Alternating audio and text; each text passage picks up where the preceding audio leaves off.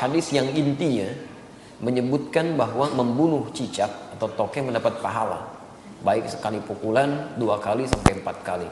Karena jika memang seperti itu terlihat kejam menurut saya. Masya Allah. Bagaimana Ustaz? Teman-teman sekalian, persoalan sebelum masuk ke cicak dia. Ya, sebelum masuk ke cicak. Ada di hadis Muslim nomor hadis 2238 riwayat Sa'ad bin Abi Waqqas, termasuk nanti di Al-Bukhari nomor hadis 3359 riwayatnya Ummu Syuraik. Sebelum masuk ke persoalan cicak, Anda mesti pahami dulu hikmah Allah ketika menciptakan sesuatu makhluk apapun itu terdiri setidaknya dari 3 hal. 3 hal.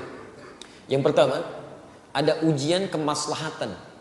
Di makhluk itu dicipta supaya kita mengambil maslahat kebaikannya aja dari situ. Seperti saat Allah menciptakan lebah misalnya. Allah ciptakan lebah, ya. Ketika diciptakan kan buat supaya kita ngambil madunya kan. Madunya ambil. Masya Allah, antum nggak pernah persoalkan lebahnya. Diambil manfaatnya dari madunya, dari sengatannya untuk obat dan sebagainya. Di hewan ini, ketika diciptakan oleh Allah Subhanahu Wa Taala, memang penciptaannya adalah ujian maslahat untuk kita, supaya kita mendapatkan maslahat dari situ. Setiap antum ambil, niat karena Allah, ada pahala di situ. Dan lebah menunaikan tugasnya sesuai dengan izin Allah Subhanahu Wa Taala dan perintahnya. Kedua, ada sebagian yang diciptakan oleh Allah Subhanahu Wa Taala sebagai ujian yang menghadirkan madarat di situ, supaya kita mengetahui ada keburukan yang harus kita hindari. Ada keburukan yang harus kita hindari. Misal, nyamuk diciptakan oleh Allah Subhanahu Wa Taala. Ketika diciptakan oleh Allah, mohon maaf, untuk menunjukkan bahwa ada lingkungan yang kotor di situ, yang tidak bagus. Ada penyakit yang harus dihindari. Makanya ketika dia ditunjukkan oleh Allah, dia muncul fitrahnya, dia memang mesti, misal dieksekusi, dibunuh kan? Kenapa dia mesti dibunuh? Karena di lingkungan itu ada yang kotor, plus dia pun membawa kotoran yang mungkin bisa berpindah satu dengan yang lainnya. Di pelayanan kehidupannya, tasbihnya kepada Allah, memang khidmatnya untuk menunjukkan ada tanda yang kotor nih pada diri saya. Ada sesuatu yang buruk di lingkungan Anda. Jadi nyamuk tuh ketika datang, dia membawa sesuatu yang baik untuk kehidupan kita. Cuman dilihat dengan persepsi yang kotor. Ini ada ujian madarat maksud kita. Ya. Ini ada yang kotor, yang gak bagus. Kita bunuh nyamuk di situ, menghilangkan kotoran yang ada di dalamnya. Tapi diciptakan oleh Allah untuk menandakan ada sesuatu yang harus kita hindari untuk kebaikan kita. Makanya ketika Allah menciptakan nyamuk ataupun lalat, ya Masya Allah turun ayat di situ. Quran surah kedua Al-Baqarah ayat 26. Posisi paling kanan, dari tengah sampai dengan ke bawah. Innallaha la yastahi ayyadriba mathalan ma ba'udatan fama fawqaha. Allah itu enggak pernah punya rasa malu. Kalaupun harus membuat perumpamaan dengan menciptakan nyamuk, karena di balik itu pasti ada kebaikan maslahat untuk kita. Jadi, kenapa antum enggak pernah tanyakan? Kenapa enggak tega membunuh nyamuk? Kenapa enggak mengatakan kejam membunuh nyamuk? Kan? Jadi persoalannya bukan bunuh atau tidak bunuh, itu ada ujian bagi kita yang menampilkan madarat di situ yang harus kita kemudian hilangkan. Kalau Allah enggak tampakkan, maka bahaya untuk kehidupan kita. Termasuk cicak. Cicak masuk pada ujian madarat di samping ujian keimanan. Ya, ada madarat. Bukankah ketika cicak datang menandakan bahwa banyak kotoran yang ada di situ? Ada bakteri E. coli yang dia bawa, ada kotoran-kotoran yang ada di sekitarnya. Yang dimakannya pun yang kotor juga. Apa makanan cicak? Nyamuk. Jadi ini menandakan bahwa ketika cicak hadir itu dia diciptakan oleh Allah, bukan diciptakan untuk dibunuh, diciptakan untuk menandakan ada madarat di sekitaran itu dengan kotoran-kotoran.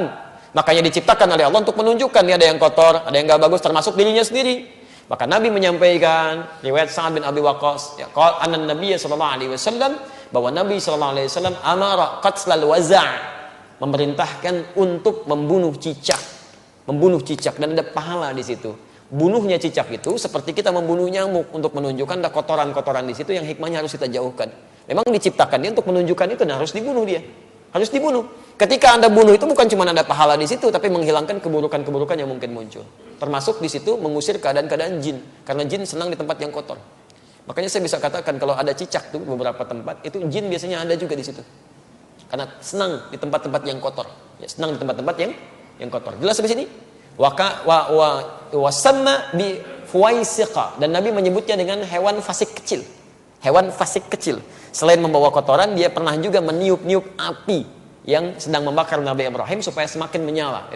Ya, diharapkan jadi dingin dan teduh, ini malah ditiup-tiup oleh hewan ini. Makanya ketika Anda membunuhnya, bukan cuma menghilangkan kotoran, tapi plus ada pahala di situ.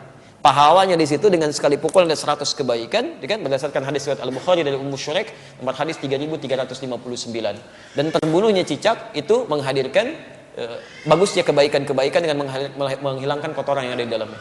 Jelas di sini? Di antum pahami dulu ini hikmahnya. Kalau nggak paham hikmahnya, Masya Allah nanti muncul macam-macam. Wah ini kan melanggar hak asasi kehewanan misalnya kan. Masya Allah. Ada macam-macam lah. Nyamuk kan tuh nggak bilang gitu. Nyamuk kan sama aja. Kenapa nggak bilang antum nyamuk kejam? Ya, membunuh nyamuk kejam, bunuh lalat kejam dan sebagainya. Kalau di nyamuk ada kotoran, cicak juga ada kotoran. Ya, jadi sama aja sebetulnya. Ini yang kedua gambaran keimanan kita untuk mengikuti petunjuk syariat. Ada yang ketiga, ujian yang sifatnya penunjukan karakter. Penunjukan karakter. Misal saat Allah menciptakan monyet, gitu kan? Nah, di Quran surah kedua ayat 65. Ya, lihat kalimatnya.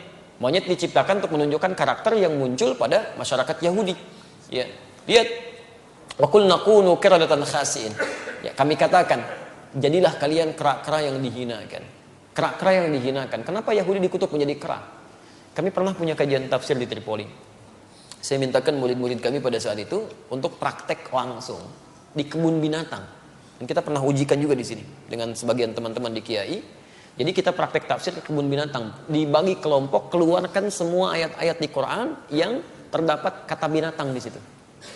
Ada monyet, ada misalnya unta, ada gajah, ada macam-macam. Terus kita bikin kelompok. Ini kelompok unta, kelompok gajah, kelompok monyet, macam-macam. Analisis. Apa keistimewaan dan keunikan hewan-hewan ini? Dan presentasikan.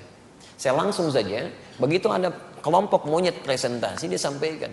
Ustaz, ketika kami lemparkan kera itu dengan satu makanan, dia tangkap dengan tangan kanannya begini. Kemudian kami lempar lagi, dia tangkap dengan kirinya begini. Lempar lagi, tangkap dengan kakinya dia begini. Lempar lagi kaki yang satunya lagi. Begitu ada kawanan lain masuk ke situ, dia akan usir, nggak boleh. Tapi kalau dia sudah nggak suka dengan makanan dia akan datang ke tempat yang lain, dia obrak-abrik tempat itu tuh. Mirip kejadian dengan yang sekarang itu. Ya, dia ambil ini, ambil itu, monopoli ini, monopoli itu, bikin orang lain bangkrut macam-macam dan sebagainya. Begitu sudah nggak suka masuk ke satu tempat, yang di situ suruh keluar semua. Sama kan, menunjukkan karakter. Ya, menunjukkan satu karakter. Makanya ketika antum keluarkan di Quran itu nggak mungkin, nggak ada yang kosong dari faidah. Pasti ada kebaikan-kebaikan yang mungkin bisa kita dapatkan. Ya, sama semua yang di laut, yang di atas itu semua bertasbih pada Allah Subhanahu Wa Taala. Hewan yang di darat, hewan yang di laut, ikan. Sebutkan jenis-jenis ikan, ya kan? Masya Allah, ikannya banyak tuh. Antum bisa sebutkan sekali. Kenapa antum senyum? Ya, macam-macam ya. Mana yang aneh aja. Jangan ingat yang nggak betul lah ya. Kasihan anak itu. Namanya Ahsan. Orang Semarang itu punya masalah dia ya, punya masalah di lisannya. Jangan dicela, kasihan. Ya, punya masalah di lisannya, kita harus doakan pada Allah Subhanahu Wa Taala. Dan kalau menemukan kesalahan dalam sesuatu hal, untuk anak khususnya dalam pendidikan di Quran, di Sunnah, itu jangan minta diulang. Jelaskan kesalahannya. Man ra'a minkum munkaran falyughayyir bi yadihi aw bi lisani. Jadi kalau anak salah misalnya, coba sebutkan jenis-jenis nama ikan, ikan paus. Bukan ya, itu bukan paus. Kalau kamu sebutkan paus, itu tuh paus tuh paus, kan? Ikan tuh harusnya paus. Paus, seketika sampaikan, bukan paus ya, paus. Maka dia mulai berkata, oh iya, paus. Langsung benarkan. Ya jangan minta diulang. Ulangi. Bagaimana?